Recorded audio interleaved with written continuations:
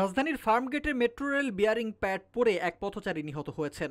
রোববার ঠিক দুপুর 12টা 20 মিনিটের দিকে ফার্মগেট মেট্রো রেল স্টেশনের নিচে এই দুর্ঘটনা ঘটে। অনুসন্ধানে জানা যায়, রাজধানীর উত্তরা মতিঝিল মেট্রো রেল নির্মাণের ব্যবহৃত বিয়ারিং প্যাডের মান নিয়ে 2020 সালেই উঠেছিল প্রশ্ন।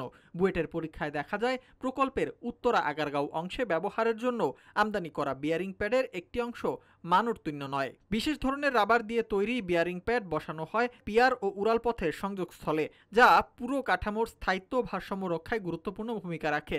এগুলো সরবরাহ করছিল প্রকল্পের ঠিকাদারি প্রতিষ্ঠান ইতাল থাই ডেভেলপমেন্ট কোম্পানি।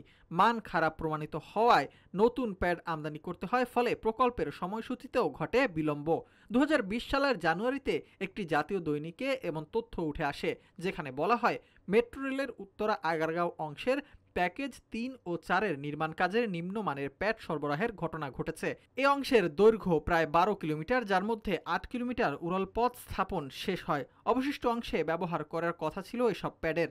বুয়েটের যন্ত্রকৌশল বিভাগের পরীক্ষা শেষে একাধিক প্যাডকে মানহীন ঘোষণা করা হয়। এবার সেই বিয়ারিং প্যাড পরেই মারা গেলেন একজন পথচারী, যা পুরো দেশে আলোড়নের সৃষ্টি করেছে। প্রকৌশলীদের মতে, বিয়ারিং প্যাড অনেকটা কুশনের মতো কাজ করে। এটি যানবাহনের চাপ পিলারের উপর সমানভাবে ছড়িয়ে দেয়, ফলে ঝাঁকুনি কম হয় এবং কাঠামো দীর্ঘস্থায়ী থাকে।